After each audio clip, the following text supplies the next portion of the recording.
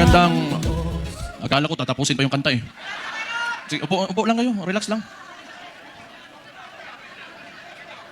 Magandang hapon sa inyong lahat.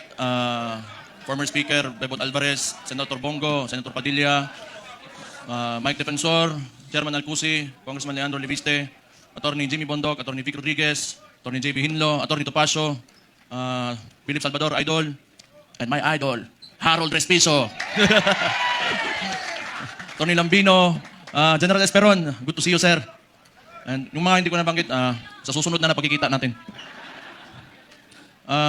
Baka nagtataka kayo, tumahimik ako eh. Tumahimik ako pagkatapos ng midterm elections. Kasi, wala, talo si Marcos sa Davao eh. Nagpahinga lang ako. Kailangan ko magpahinga kasi 2 taon kaming binanatan doon sa Davao. Yung ginawa ni Bangag, alam nyo na yung ayuda, yun naman yung paraan nila. That was a form of indirect vote buying prior to the campaign period. Yun talaga yun. Yung ginamit niya. So sinabi ko naman sa mga taga Davao, tanggapin nyo lang. Total, buwis nyo man yan. Yung nagsikap dyan, para may pera yung gobyerno, pera nyo rin yung kinukuha nyo. Hindi yan galing sa kanya. Pero yung mga taga Davao matatalino na, they are intelligent voters. Akala kasi, yung claim ng mga kalaban, na kami mga Duterte daw, mga otoritarian, yun, mamatay tao, kaya takot lahat. 2 million, matatakot namin yun. Di bukas patay na kami kung takutin namin 2 million na yan.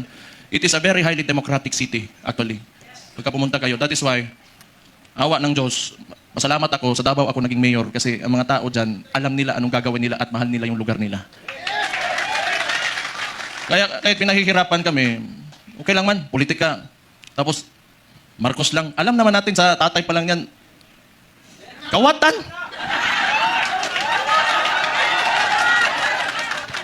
Hindi, kasi ganito yon. Nung nagsimula yung kampanya nung 2022, kasama na yung kapatid ko, the Vice President, siyempre, inisip ko rin, siguro, itong tao na to, gusto maging presidente, he will redeem the Marcos family name.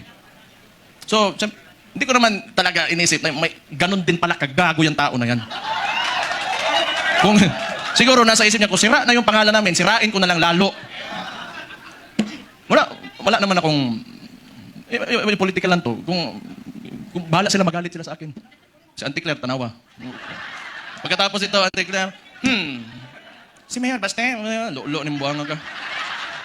Ulan nila yung People's Initiative. Papipirmahan nila yung mga papel. Siguro, I do not know. Pero definitely, sa ugali ng mga nangyan, it was for term extension. At that early, 1 year or 2 years pa lang, hindi pa nagdadalawang taon yung termino niya. May pa-people's initiative. Parang plebiscite yan noon na nag-gather lang ng mga tao, pinataas yung kamay, o sige, maging diktador na tayo, maging authoritarian regime tayo for 27 years.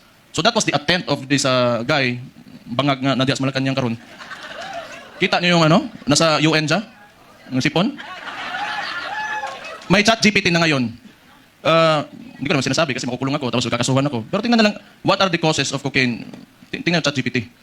How it will affect your nasal cavity. May cellphone na kayo lahat.